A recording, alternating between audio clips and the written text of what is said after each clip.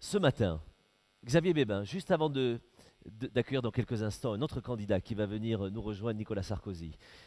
Avant de conclure avec ce prochain candidat, je voudrais juste que l'on puisse parler d'une étude que vous avez menée et une enquête en fait que vous avez demandée avec l'Institut pour la justice. Est-ce que vous pourriez nous en dévoiler les tenants et les aboutissants, s'il vous plaît? Oui, on a souhaité que l'ensemble des Français puissent s'exprimer via un sondage d'opinion sur les propositions du pacte, parce que si 1 700 000 Français l'ont signé, je ne suis pas sûr que 60 millions de Français en aient eu connaissance et tous n'ont pas pu se prononcer. Et donc c'est pour ça que nous avons commandé, avec l'Institut CSA, un sondage sur les principales propositions. Et les résultats, j'en ai parlé un peu, mais sont éloquents. Alors on découvre la première slide avec quelques infos. Vous avez donc proposé les propositions du pacte 2012. Vous avez questionné les Français avec l'Institut CSA pour connaître leur avis à ce sujet. Qu'est-ce qu'ils vous disent et qu'est-ce que l'on doit comprendre derrière ces chiffres? Il y a une écrasante majorité de Français pour le droit d'appel des victimes. Mais ce que nous retenons à travers ce sondage, c'est que ce n'est pas, et c'est quelque chose que l'on se tue à dire, une question de droite ou de gauche. Et les citoyens français, de droite comme de gauche, sont favorables et largement à cette proposition du droit des victimes. N'en faisons pas une question politique. Ne faisons pas des questions du pacte 2012 une question politique. Ce sont des questions qui sont au cœur des préoccupations des citoyens, des questions simplement destinées à rééquilibrer la balance de notre justice. Alors, on voit bien, ici vous pouvez saluer en effet la démarche. On va prendre le temps de dérouler les résultats, c'est important. Deuxième question ou deuxième résultat? Sur l'application des peines, les Français ne comprennent pas que les peines puissent être appliquées à moitié. Et le fait de fixer un minimum. D'ailleurs, fixer un minimum ne veut pas dire que tous les condamnés doivent sortir au bout de 3/4 de la peine. Ça veut simplement dire que le principe doit être l'exécution totale de la peine et que par exception, dans certains cas, quand il y a des garanties très sérieuses de réinsertion, la possibilité de bénéficier d'une libération anticipée ne doit pas pouvoir être possible avant les 3/4 de la peine. 90% des Français sont bien sûr favorables à cette proposition. Et là encore, une écrasante majorité, à droite comme à gauche, chez les citoyens.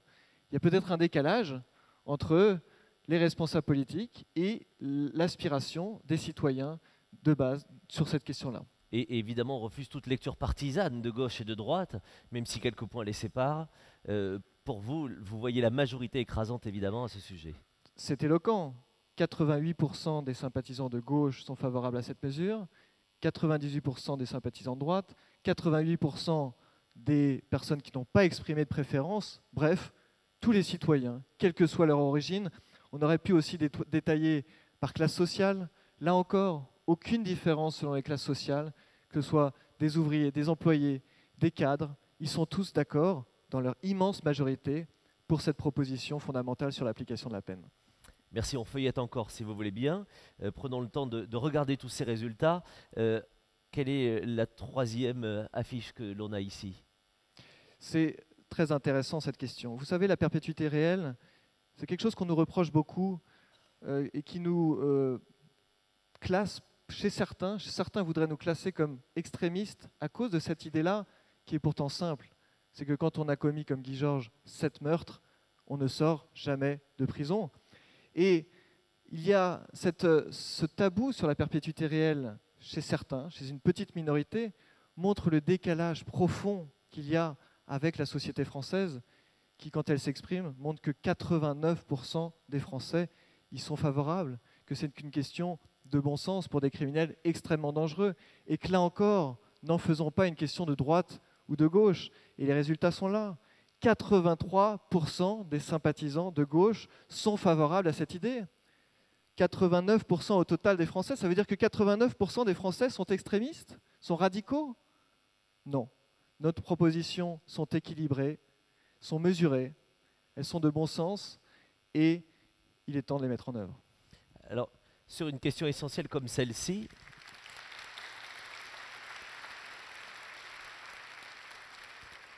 posons-nous quelques instants là-dessus. comment est-ce que vous faites, vous, l'Institut pour la justice, pour sensibiliser les candidats, évidemment, mais comment est-ce que vous faites, en fait, pour user de plus de pédagogie? Parce que pour expliquer cela, pour éviter les rumeurs ou les idées reçues, comme vous disiez, pour certains qui peuvent vous classer dans un camp ou dans l'autre, comment est-ce qu'on use de beaucoup plus de pédagogie pour expliquer aux Français et que doivent faire les candidats en la matière? Notre mission, c'est de relayer les préoccupations des Français auprès des responsables politiques avec une expertise juridique, technique, médicale, scientifique. C'est ce qui a été présenté ce matin. Le docteur Baratta a expliqué qu'il y avait des personnes, ils ne sont pas nombreux, on les appelle en psychiatrie des psychopathes, qu'on définit par l'absence totale d'empathie envers autrui, une froideur affective, une impulsivité, un charme superficiel parfois. Ces individus-là, qui ont violé ou tué, ne sont pas réinsérables en l'état actuel de la psychiatrie, de la médecine. La médecine n'a rien à leur proposer. Et il a même été dit que des études récentes ont montré que quand ces psychopathes sont dans des groupes de parole, des psychothérapies de groupe, leur récidive augmente et non pas diminue, parce qu'ils apprennent autour de ces groupes de parole avec d'autres condamnés des techniques pour récidiver. C'est pour ça que la perpétuité réelle n'est pas une question d'idéologie, c'est une question de protection. Il y a certains individus pour lesquels toute remise en liberté est en réalité une mise en danger de la vie d'autrui.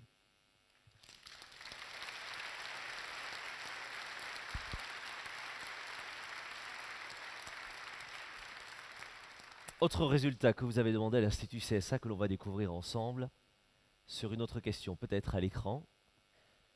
La perception des peines prononcées. Alors comme il y a beaucoup de textes et que ça pourrait paraître pour un karaoké, on va prendre le temps de lire en tout cas les paroles de la chanson. Voilà, en tout cas lire tous ces résultats et bien essayer de comprendre tout ce que vous avez voulu savoir à travers ces questions précises. On a souhaité savoir comment étaient perçues par les citoyens les peines qui sont prononcées par la justice. Il y a et on les a interrogés sur 3 éléments. Est-ce que les peines prononcées tiennent d'après vous suffisamment compte du dommage subi par la victime? Eh bien, pour 91% des Français, les peines prononcées ne tiennent pas suffisamment compte du dommage subi par la victime. 74% des Français estiment que les peines devraient être plus sévères. Ça veut dire que 74% des Français, les 3/4, de droite comme de gauche, estiment que les peines prononcées ne sont pas proportionnées à la gravité et à la dangerosité des individus qui sont condamnés. Et puis, un élément très important, c'est la question de la récidive. Là aussi, les Français trouvent que les peines prononcées ne prennent pas suffisamment en compte les condamnations précédentes du coupable. 90% le pensent.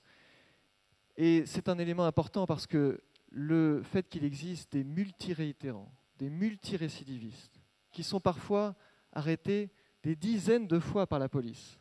Il y avait un chiffre qui est sorti récemment, c'est le fait qu'il y a 19 000 individus en France qui ont 50 mentions au STIC. Le STIC, c'est un fichier de la police, c'est toutes les affaires qui sont à leur nom. Il y a 19 000 personnes en France qui ont plus de 50 affaires à leur nom auprès des services de police. Et ça signifie qu'il faut une fermeté qui soit toujours proportionnée, mais qu'au fur et à mesure qu'il y a récidive, eh bien les peines doivent être plus fermes pour à la fois dissuader et aussi pour mettre à l'écart de la société des individus dont on sait, vous savez, c'est 5% des délinquants et des criminels qui causent plus de 50% des crimes et des délits. Eh bien ces individus-là, quand ils sont derrière les barreaux, eh bien la société est protégée et ça évite des dizaines, des centaines par personne de crimes et de délits dans la société. Merci Xavier Bébin pour ces précisions.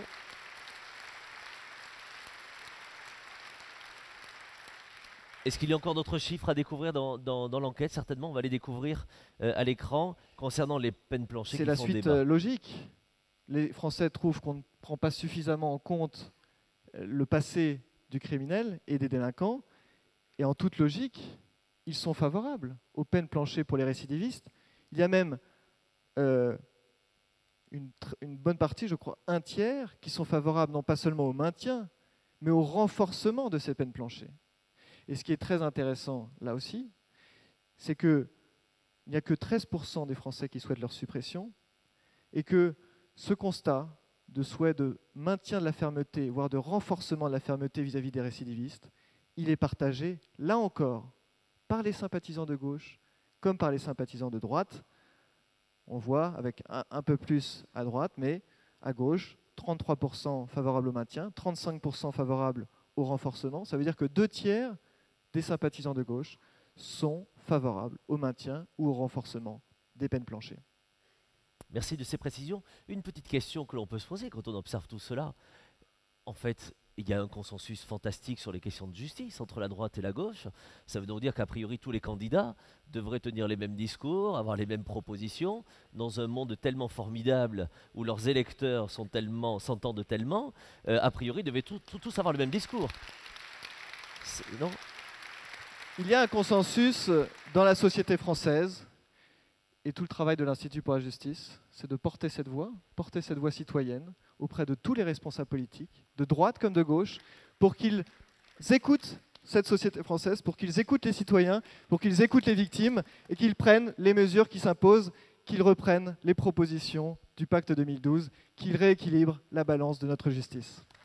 Merci beaucoup Xavier Bébin.